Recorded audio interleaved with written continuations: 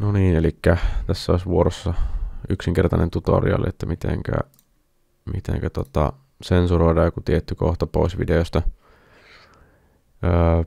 Joo, tässä on siis video ja sä haluat sensuroida nämä tekstit pois tästä oikeasta alanurkasta, eli tuon rahamäärä ja panokset, niin painetaan right-klikkiä tästä tyhjältä alueelta ja painetaan Insert Video Track, jolloin se lisää uuden videotrackin tänne päälle, ellei sulla jo ole valmiiksi semmoista laitettuna siihen.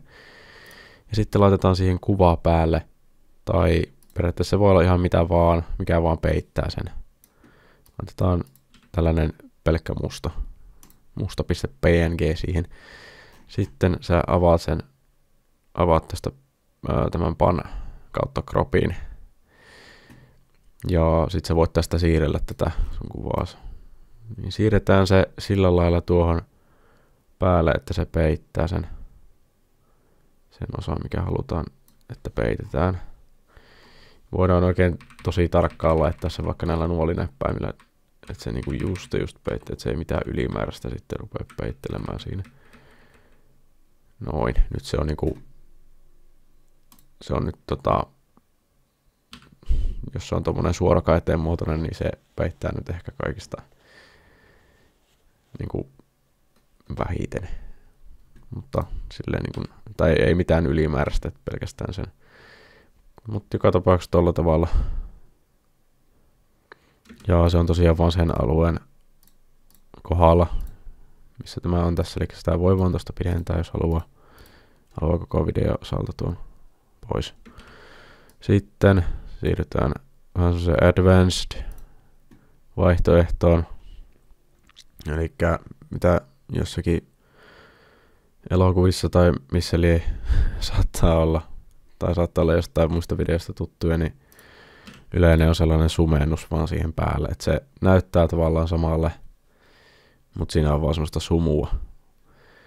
Niin, mitä mä äsken tein, mä otan tämmöisen pienen kohan tosta noin niin kuin esimerkiksi. Se voisi laittaa tälle koko videolle periaatteessa. Mutta sitten no joo, otetaan vaan tämmönen pieni klippi tästä videosta, eli painetaan S tossa. Ja nämä on kiinnittynyt toisiinsa, tuo ääniträkki ja tuo videoträkki, niin tässä tapauksessa ei haluta sitä tälle kyseiselle tälle klipille, niin painetaan uuta sen kohdalla. Eli 2 valitaan, se painetaan uuta, niin nyt me voidaan liikuttaa tätä.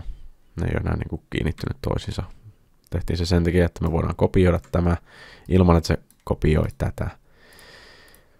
Se voi tietenkin kopioida muutenkin, mutta sitten meidän pitää jälkikäteen poistaa tuo ylimääräinen ääniraita sieltä, niin näin nyt sitten ei tarvitse tehdä sitä. Joo, meillä on nyt 2 samanlaista trackia tässä, videotrackia päällekkäin. Niin laitetaan toiseen efekti, tämmönen Gaussian blur. Noin, nyt se niinku sumensi sen koko videon.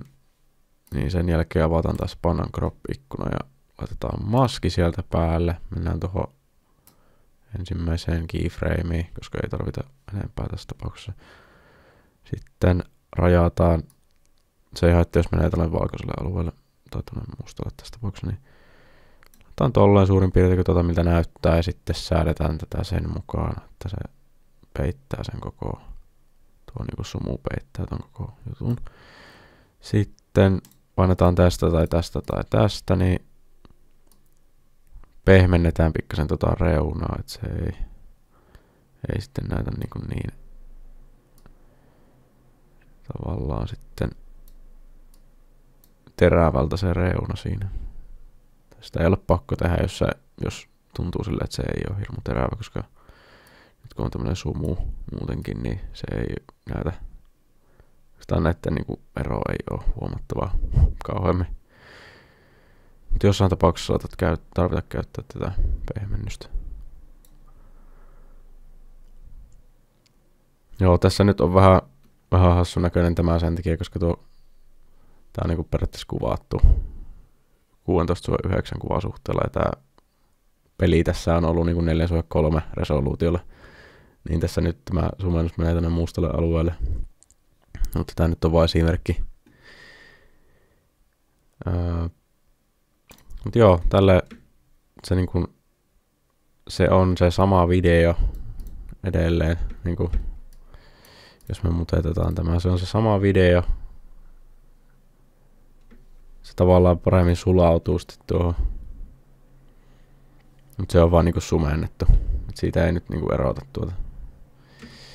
Joo, tässä oli toinen tapa sitten sensuroida tuo. Kumpikin käy. Niitähän on vaikka minkälaisia. Voidaan se laittaa tietenkin joku erilaisen efektin siihen, mutta ainakin tuo Gaussian blurri on nyt semmonen ehkä aika perustuminen. Jees.